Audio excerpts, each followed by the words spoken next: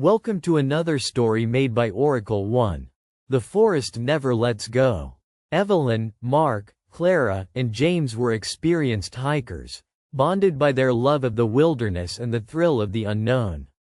They had all planned the weekend trip meticulously, a journey through the less traveled parts of the Appalachian Ridge, rumored among locals to hold ancient secrets and breathtaking vistas.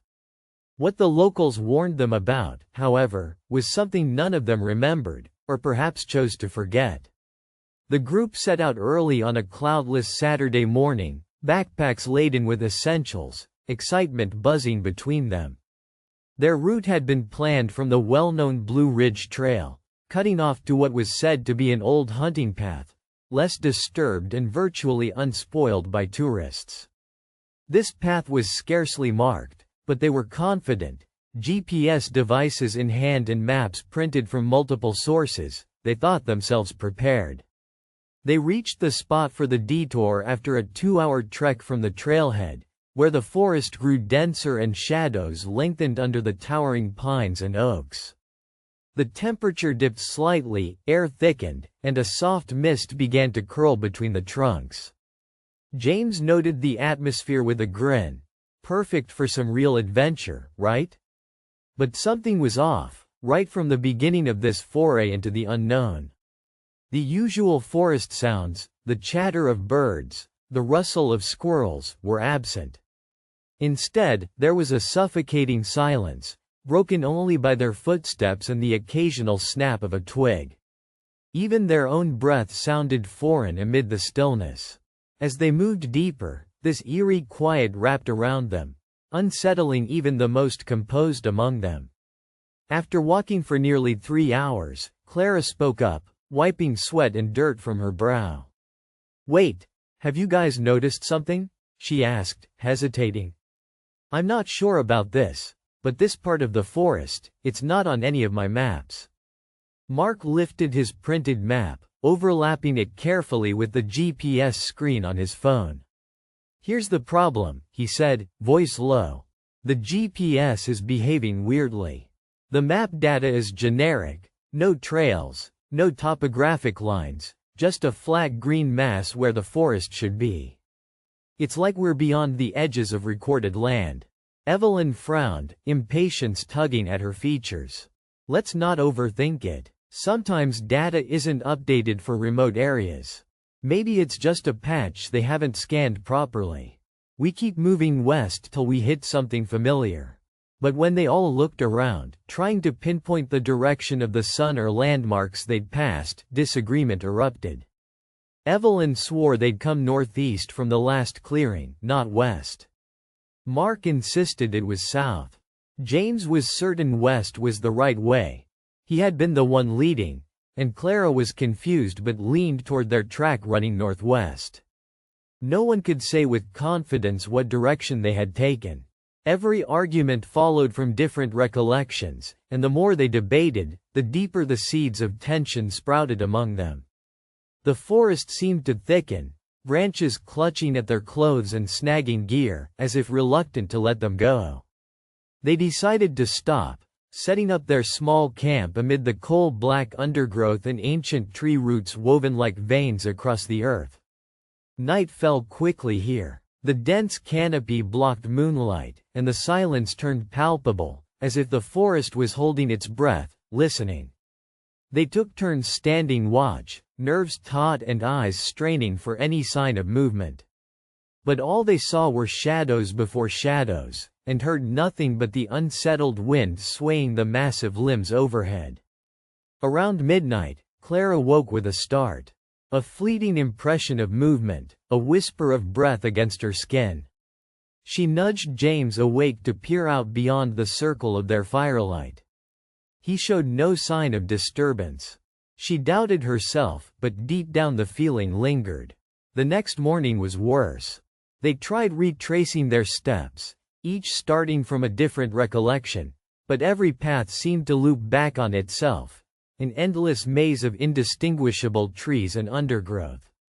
Compass needles wavered wildly, and the GPS flickered before going dead. Panic was creeping in. Evelyn, who had remained the most determined, tried rationalizing. "It's probably geomagnetic interference," she said, forcing calm. "We'll just need to find high ground and line up the sun. That's the real compass." Clara volunteered to scout ahead, despite protests, but when she returned hours later, the color drained from her face. "There's something out there," she whispered, barely audible. "Movement, but no animals we know. Shapes shifting just beyond the tree line, eyes glowing like fireflies. I don't want to go back out." Mark laughed nervously, trying to downplay it. "Probably a bear or coyote. We're letting the stress get to us." But the unease was real and thickening. As the third day dawned, exhaustion was plain on all their faces, but the forest held them fast.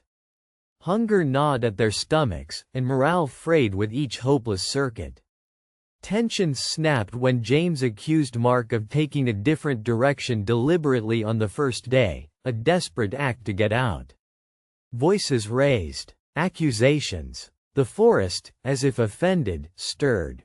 Leaves rustled, and a low hum vibrated through the trunks, like a chant just beneath hearing.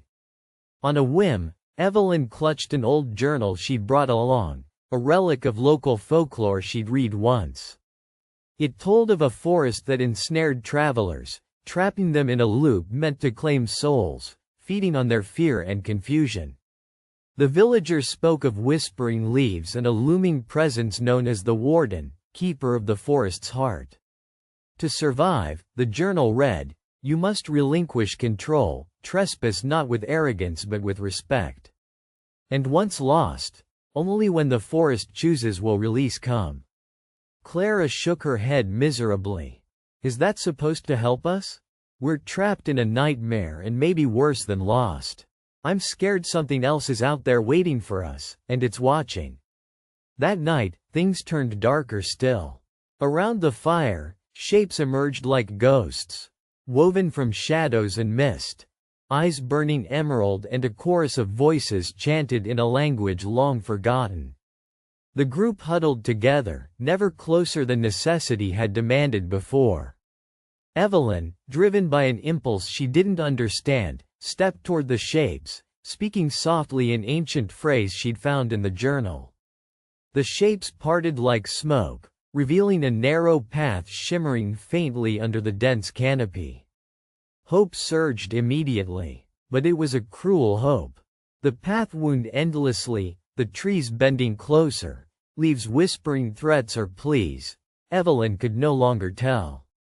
As they walked, even the time seemed to blur. Hours merged into days, or maybe only minutes passed. James was the first to falter. Screams pierced the thinning light, but when they ran to the spot, no trace of him was found. Just a broken backpack and a trail of crushed leaves leading into impenetrable darkness. The group split between desperation and disbelief. Mark was resolute but had gone pale, clutching the compass uselessly.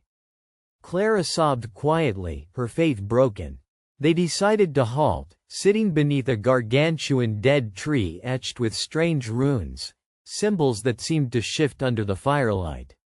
Suddenly, from the shadows, a figure appeared. Tall, draped in a cloak woven from bark and moss, its face obscured by a twisted mask of birch and bone. The Warden. It spoke without moving lips, its presence pressing into their minds like cold water. You who trespass, why do you linger? Do you fear the way out? Do you fear the forest's truth? Evelyn swallowed hard, voice trembling but firm. We seek only to leave. The Warden tilted its head, a sound like rustling dry leaves. The forest never lets go. Not until you understand what you lost beyond the trees. James was gone. Their unity was shattered. The forest demanded something. Repentance, a sacrifice, a reckoning. Hours passed, or was it days? Time had no meaning here. Evelyn stepped forward. We didn't come here to harm. We came for discovery, but perhaps we failed to see the respect owed to this place. The Warden's mask quivered, and in that moment, the forest seemed to breathe. A path opened before them, white beams of sunlight slicing through the canopy. The mists lifted, sounds of the birdsong returned, and the smell of pine brightened the air. With heavy hearts and trembling limbs, they stepped forward, leaving behind the unnatural silence and mist. Outside the forest, their devices snapped back to life. GPS signals were restored. The world seemed right again. Except for one thing. None of their devices registered the forest they had passed through. No map, no satellite image. As they reached the road trying to summon help, not one of them could agree again on which direction they had originally taken. Evelyn looked back once more, the forest standing silent and immense. Some places, she realized, were not meant to be charted. The forest had held them captive, had peeled back layers of their resolve and faith. And perhaps, it was waiting still for the next wanderers who didn't honor its ancient pact. For more stories, like and subscribe.